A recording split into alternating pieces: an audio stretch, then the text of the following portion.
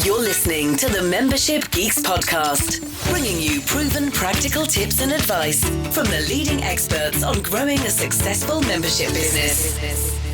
Well, hello there, membershippers. Happy New Year and welcome to a brand new episode of the Membership Geeks podcast. This is the place to be for proven practical tips and advice on growing your membership business in 2025 and beyond. And there's a big year ahead. I'm so excited about so many things that we've got planned. I do hope that your year is looking amazing too. If you haven't yet got your plans together for the new year, then now is the time to consider starting the year off the right way by joining membershipacademy.com and getting everything on the right track for either launching your brand new membership or taking your existing one to new heights. So there's my little plug to start the year. Let me introduce myself if this is your first time listening. I'm Mike Morrison, founder of Membership Geeks and your host for the show. If you're new to the show, make sure you hit that subscribe button to ensure you don't miss any future episodes. And if you're already subscribed, thank you. Thank you for your continued time, attention, and support for the show. It really means a lot. If you can spend just 30 seconds of your precious time, hit pause on this episode and head off and leave a shiny 5-star review in your podcast app of choice to let me know that you enjoy the show and you find it useful. I'd be so appreciative. It's always good to know that I'm doing the right thing. I'm doing my job. I'm helping you out in your membership. And of course, the more reviews we get, the more people the podcast gets recommended to, and the more memberships we can help. All right, today I kind of want to just talk a little bit about the ways in which the membership industry has changed in the last decade.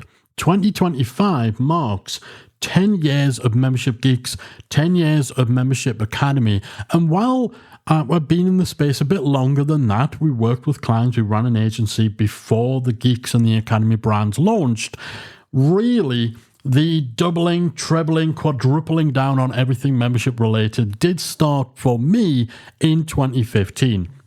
Memberships, online communities, online learning, they were all specialities of mine, but I very much, the work that we did, and a lot of the clients we work with were a little broader. You know, it was digital products, it was online business, and memberships were just a speciality. But 2015 is when essentially we ditched anything outside of memberships and doubled down on this industry that I love so much. And back in 2015, it was still a very young industry. There'd been membership businesses before, of course they had, but you know, they were harder to set up. They were far less commonplace. The technology was nowhere near as good. Even the options for payments and emails, like everything was so far back compared to where we are now. It was a much younger industry. It was a little bit more Wild West, and memberships that had kind of come before it were unfortunately usually associated with some bad things. You know, you would have people selling membership products but not really being clear about the subscription element. You would generally see them referred to as continuity programs. And, you know, the idea was essentially just to really hook people in to a subscription and then, you know, make it a little difficult for people to cancel, maybe not make the recurring element totally clear. There was a lot of bad practices, a lot of bad faith stuff happening. And that's the world in which myself and the former co-founder of Membership Geeks found ourselves coming into and kind of combating, fighting against.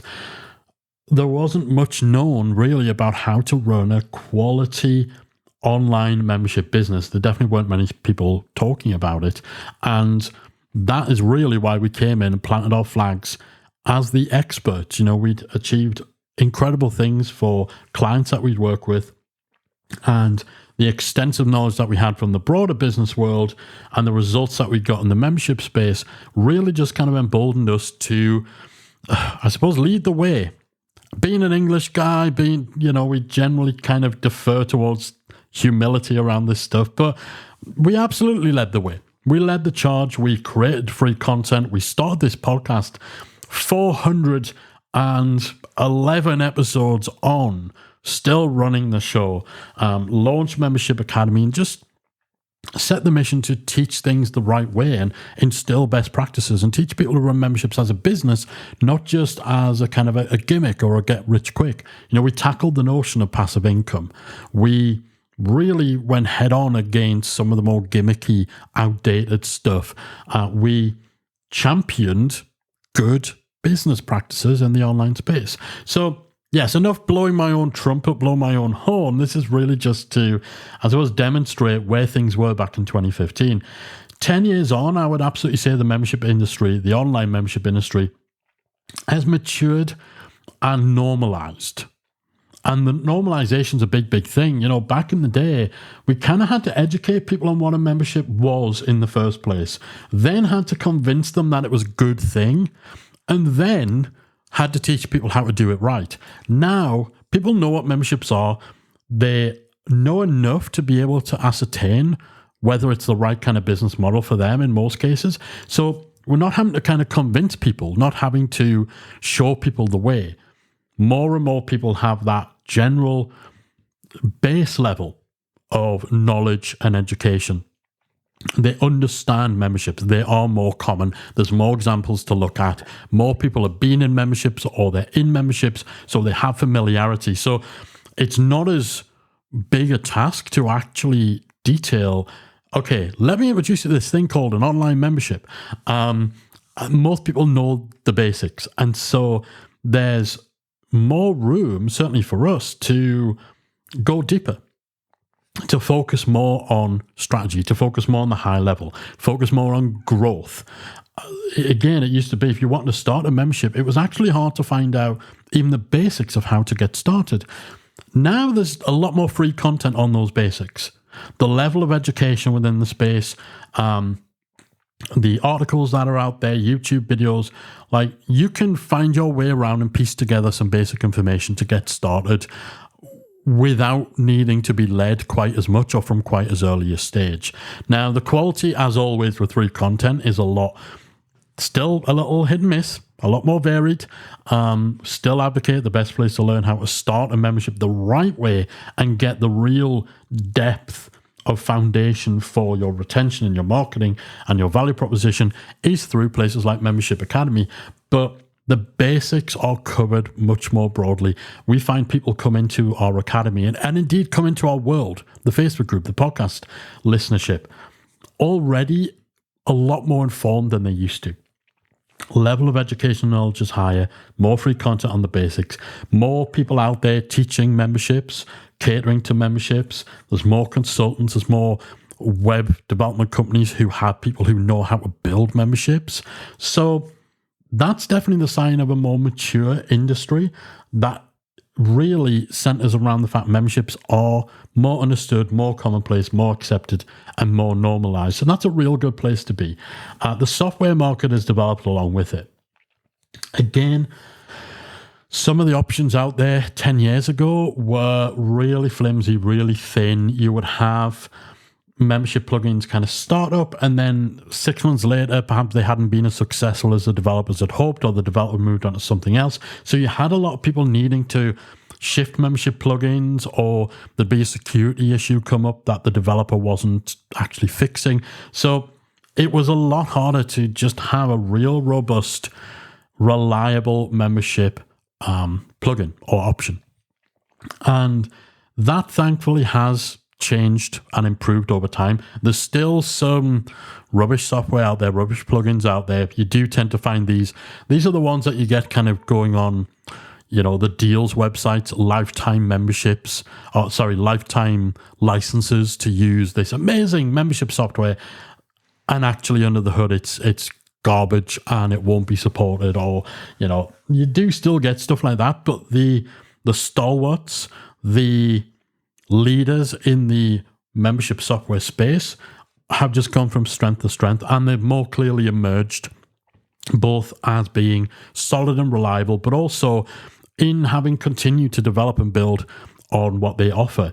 Membership plugins like MemberPress, which is what we use at Membership Academy, what they can do now, the added integrations, things like their coaching features, things like their course add-on, it's just come such a long way in the last 10 years, and they've continued to build and continue to develop. Paid Memberships Pro, another fantastic plugin that was around in 2015. It was solid then, and they have continued to build and continue to develop. 10 years down the line, they're still active, they're still supporting, they're still building in new features, they're still refining and finding ways of making their software even more useful.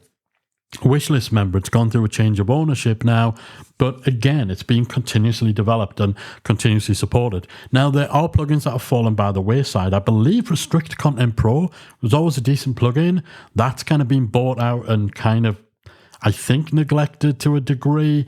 S2 Member, which was actually a plugin that we use with a lot of clients, because as a web developer, it was probably one of the most flexible plugins to work with as a web developer.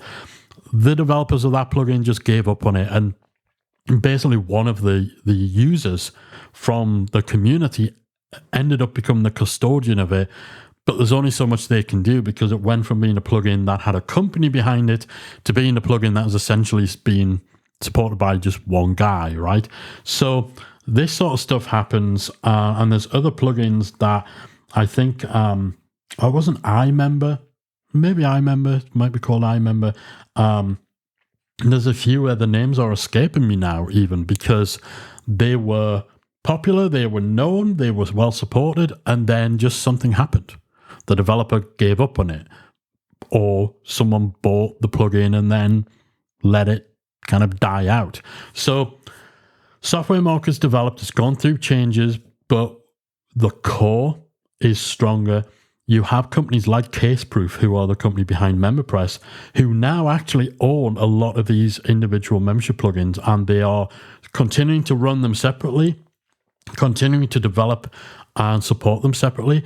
You know, Caseproof own MemberPress, they own MemberMouse. It's again another big thing. They did, I believe, buy Wishlist Member as well. So they are really, really just kind of taking a very dominant place within the industry. And again, it just means that these plugins have more solid backing. Paid Memberships Pro continues to remain essentially a family-run company, but it's been well over a decade. They've got a great team behind them. Kim and Jason Coleman, who are the developers and supporters, like, they are all in and committed and continuing to build. And it's just great to see that the strength of that kind of the forerunners of the software market is where it is. The functionality is getting a lot deeper. You can do so much more with membership plugins now. Integrations are deeper, and you know, even things like Zapier, which kind of connects multiple things together. There's more support for membership plugins. Like, you can really do a heck of a lot of very, very powerful things with membership software, and that's just great for membership owners out there. It does mean it can be still confusing to find the right plugin, but I think it's getting a little bit easier, because it is getting easier for people like me to kind of say, you know what, actually, if you start a membership, you really should only be thinking about these 3 or 4 plugins. Whereas 10 years ago, there was 20 different plugins, and we were having to keep an eye on them almost month to month to make sure they were still alive, to make sure, you know, that the features actually worked.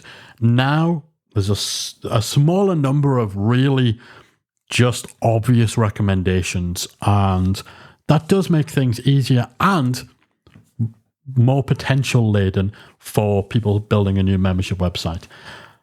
You're also seeing more hosted platforms, either specifically catering towards membership. So you have things like Simplero. Simplero is a fantastic platform that is very heavily centered around memberships. You have Uscreen, which again is kind of more of a niche membership platform. It's more for video-based memberships, like if you want to create your own Amazon Prime or Netflix or something like that. So the fact that we have strong membership platforms, even to the point of having niche membership platforms. Same for community platforms as well. Apps like Circle, for example, you've got apps coming through like School. So many more options, a lot more rich functionality, a lot more attention being paid to online memberships by software developers. So I enjoy seeing that as well. I do think as well in the last decade, more and more membership owners are ditching the gimmicky marketing strategies. I don't think people are being as taken in by, you know, those internet marketing gurus who are selling the secret formula to making millions with your membership. You know, here's the membership millionaire formula. Like, we all know that that's bull, right? It's nonsense. And so many more membership owners, I feel, are seeing memberships as a business, memberships that aren't about chasing the latest gimmicky, flashy, magic beans kind of marketing strategy.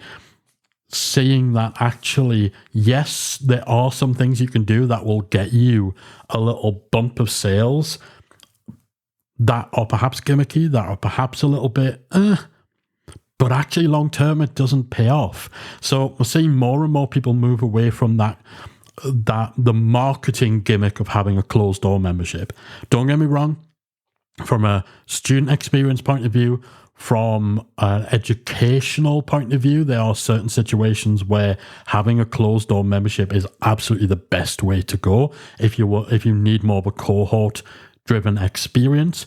For some businesses where the membership is a smaller part and you kind of know that the ability to focus attention on the membership is limited, or where the topic is seasonal, closed door memberships, from a strategic point of view, there are situations, audiences, topics, education styles where it fits. What I've always railed against is closing the doors to your membership on the understanding, or, you know, because someone's convinced you that this is the way to get more members, this is the best way to get more sales, it's the best way to grow. And it's not. It never has been. It's gimmicky. It's something that ultimately hurts your membership in the long run. And I feel over the last decade, more and more people are actually seeing that. We've seen so many more people moving from being closed door to open because actually it makes more sense for their audience. It makes more sense for them. So this notion of closing your doors as a marketing tactic really started to do the rounds within certain circles back in 2016. And it was unfortunately adopted with enthusiasm by some people and promoted because, let's face it, anytime someone comes along and says, hey, I've got this super secret, controversial, counterintuitive strategy that, you know, it works and it will get you all these sales. Of course, that's seductive, right? But when people actually do it and then see how it actually turns out after a year or 2 years of doing it, see that putting their eggs in that basket, yes, they got that initial influx of sales that looked like it was the sign of a really valuable, really good, really effective long-term strategy. Yes, obviously people got that sugar high. You're always going to get that sugar high from implementing a gimmicky strategy when it works right off the bat. But how does it look next time? How does it look 12 months' time? How does it look 2 years later? And that's where you start to see memberships start to struggle because they shouldn't be closing their doors in the bigger picture.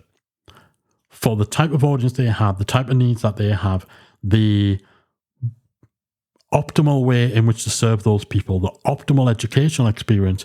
You have so many people where closing your doors doesn't fit any of that.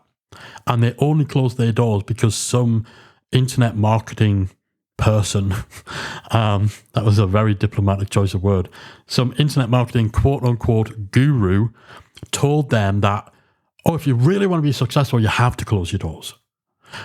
And they sold it as a marketing strategy. The idea of closing the doors to your membership for marketing purposes has always been dumb. It's just it took a long time for people to actually cotton onto that. And I do feel, thankfully, as the years have gone on, more people have started to see through those kind of gimmicky strategies. It just doesn't work for membership communities. Courses are a different matter. And actually, the main proponents of that strategy, they're actually selling courses. Their expertise, really, their success comes from selling courses. It doesn't come from selling memberships. So the fact people are seeing through those strategies, I'm very happy about. Same as this idea of, you know, oh, you don't really need to build a membership. You don't really need to, you know, have anything. Just tell people it's coming and take their money. And all you need is one member. Well, no.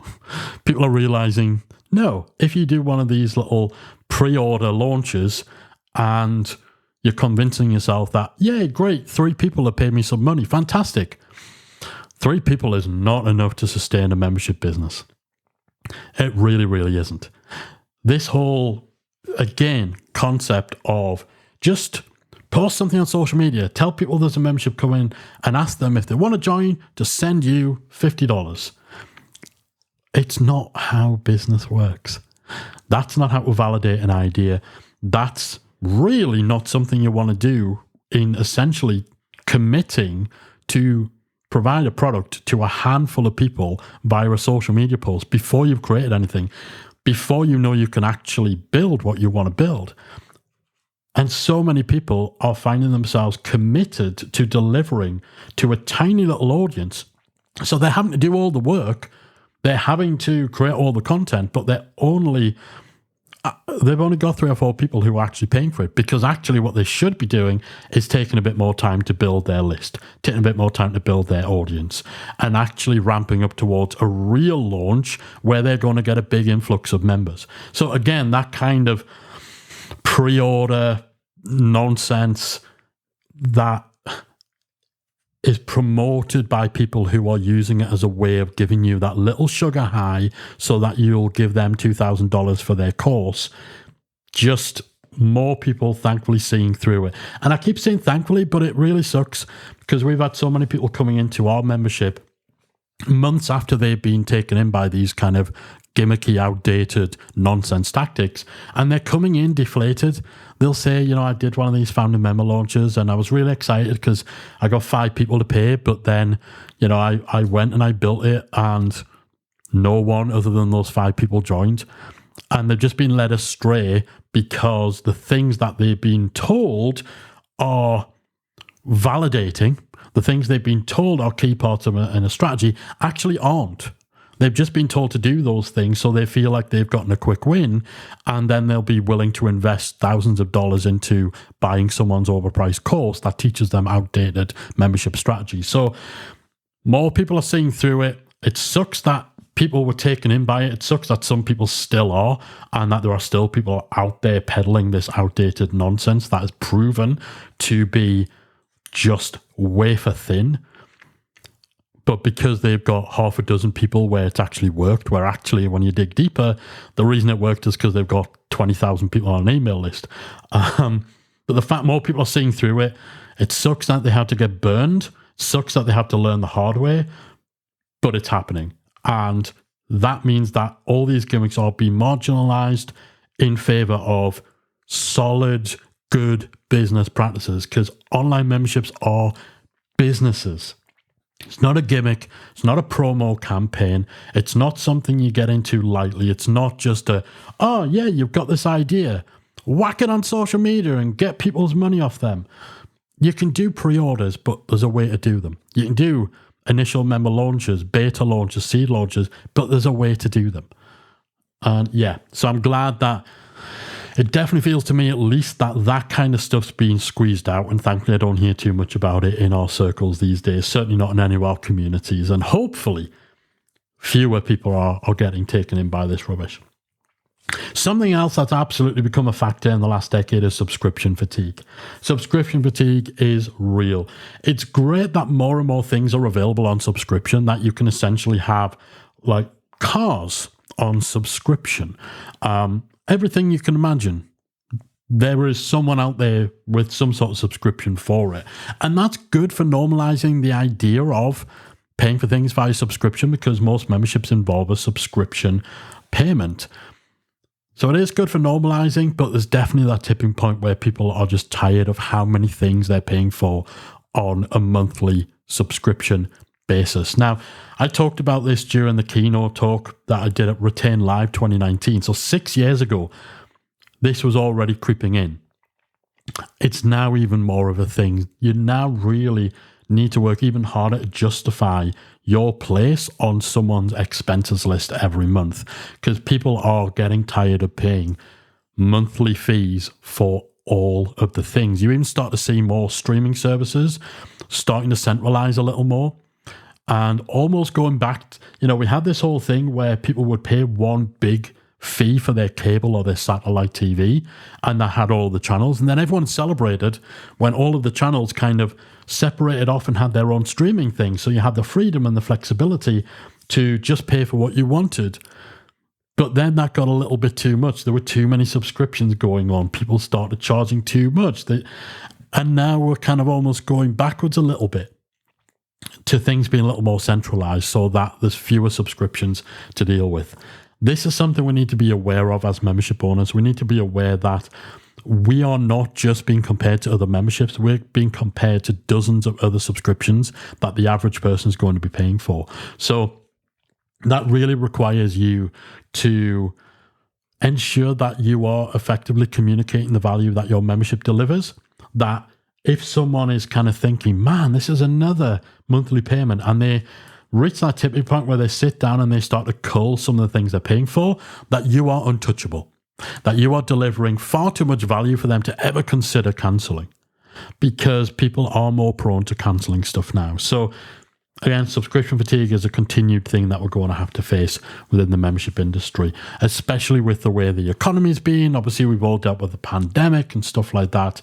And again, yeah, almost as a side note, how has it changed in the last decade? We had a pandemic, people, right? That was interesting in the way it influenced the membership space. You did definitely have more people pivoting away from other types of online businesses and other types of in-person bricks and mortar companies having to start up memberships almost out of a necessity. You know, people who had expertise and experience that they'd only ever really monetized through client work, through services, through a store or something like that, suddenly needing to find another outlet for leveraging that experience and expertise and their knowledge, and then ending up turning to memberships. But obviously the flip side of that was things became more competitive. More memberships were in the market. It became harder to stand out. So some memberships closed down, some pivoted their model. So yeah, it's interesting. The pandemic seemed to change a lot, but also not change a lot. It changed a lot, but reset a lot. But I would definitely say of all business models, the online membership industry was kind of proven to be one of the most stable and reliable and almost, I don't want to say pandemic proof, but I know a lot of people were only really able to ride out the change in financial situation brought on by how the pandemic affected the world by having an online membership business. Some people's entire careers were saved through starting a membership. So that's definitely been a big, big part of the last decade. And of course, something else huge over the last decade, particularly the second half of the last decade, is the advent of artificial intelligence now becoming just kind of a day-to-day thing. Pretty much every bit of software that we use in some way, shape, or form is adding in an AI component. Now, the bigger picture of AI is very far removed from what we're doing with online memberships, but the ground level stuff that most of us will have cause to encounter in what we're doing is largely centered around content creation, media generation, idea generation, brainstorming. So, you know, people, they're using AI to write blog articles, they're using AI to write social media captions. This does mean there's more lower quality content to compete with, or there's content that sounds good but actually is kind of riddled with errors, but it's noise. So there's more noise for us to compete with. There's another option for someone who's looking to solve a problem. They now have the option of going and asking ChatGPT. You know, you can have ChatGPT create an Excel spreadsheet for you, create templates for you. So if you have a membership that is selling spreadsheets or templates, then you have that to compete with now as well. So you need to do a better job of showing why the quality of what you do is better, why having an actual person create stuff is preferable to having an algorithm create stuff. So again, it's just another thing for us to contend with, while also tapping into the opportunities that it has for us as membership owners to utilize aspects of it to streamline the things we do. I'm not a big fan of it just replacing the things we do. I don't feel we should be creating course content just using AI. But if you utilize it almost as a brainstorming tool, if you utilize it to refine your messaging, to take something that's 2,000 words and sharpen it up a little bit, so it's kind of almost like an assistant. It's an office junior with some skills. Like, those are the kind of ways in which I see AI being better used. It's to complement the things you're doing, to refine, to streamline, rather than to just take entire chunks of them, because the quality of the output is usually questionable. Ethically, massive gray areas over using AI to create content from scratch. But yeah, you can use it in so many different ways. Even writing code, you can have it test code that you've written, find bugs, find better ways or more streamlined ways, performance enhancing ways of rewriting something. So there are a lot of opportunities. There's a lot of distractions. I see a lot of people who are basically like, tell me how I can be leveraging AI. It's like, if there isn't an obvious way in which you should be incorporating AI into what you're doing, then there's nothing urgent that should make you need to use AI. But definitely the amount of lower quality content to compete with, the amount of just the images, AI generated images, everyone's thumbnails are just looking hideous now. But also search, which obviously for online memberships, a lot of online memberships, their traffic and their funnels are driven by content marketing. Most of the search engines now, a lot of them are prioritizing using AI to answer questions and answer queries rather than sending people off to actual web pages. So it is absolutely going to be impacting traffic, which is going to be impacting leads, which will impact sales. So that's something that as membership owners we're needing to really deal with going forward into the next decade. Now, we've written a whole series on memberships and AI that I'd recommend checking out. If you go to membershipgeeks.com/AI, we talk about the trends, we talk about things to consider, we talk about ways in which you can use it to enhance member onboarding and stuff like that. So it's not just doom and gloom and AI sucks and all of that. There's definitely great opportunities to incorporate it into your workflows, membership owners. So check out membershipgeeks.com/AI. All right, I think I've soapboxed for long enough. These are just my general stream of consciousness, thoughts and observations on some of the key ways in which the membership industry has changed in the last decade. Now, I'm actually going to be diving deeper into some of the things that I've talked about in terms of what they mean for you practically, what you should be doing to stay ahead of the game, and how you should be setting yourself up for the next decade. I'll be talking all about that in my keynote at Retain Live 2025, which personally I feel is a fantastic way of bookending a decade in the membership space for the Membership Geeks. Our very own Membership Growth Conference is coming back in 2025. We ran it once in 2019. Then, of course, the world shut down while we had the pandemic.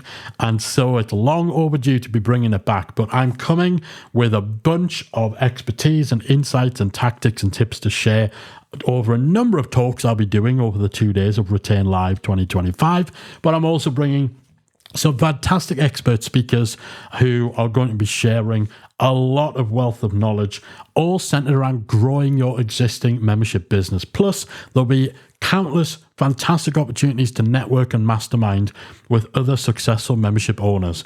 If you are serious about your membership growth, that is the room you need to be in, September 2025. Head to retainlive.com, find out more about the event, grab your ticket, and you will see my keynote on essentially ways that the industry has changed, but more importantly, what is ahead and how you can prepare yourself for the future of your membership business so you can get ahead of the game and ensure that you continue to grow and thrive over the next decade.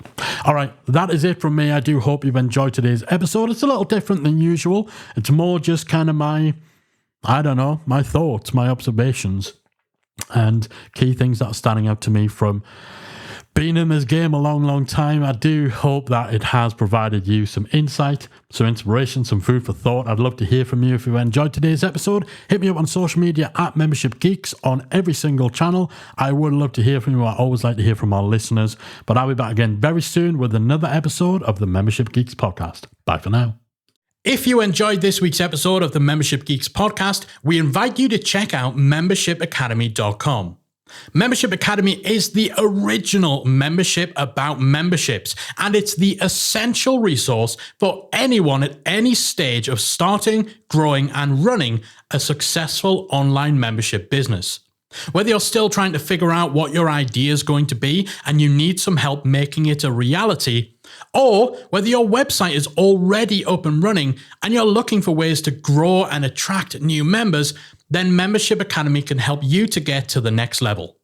Not only do you get access to our step-by-step membership roadmap, our extensive training library, and exclusive member-only discount and tools, you'll also become part of our supportive, active community of membership owners that will help you along the way in your journey with feedback, encouragement, and advice. All of this and more make Membership Academy the #1 place to be for anyone looking to start, manage, and grow a successful membership business. Check it out and join the community at membershipacademy.com.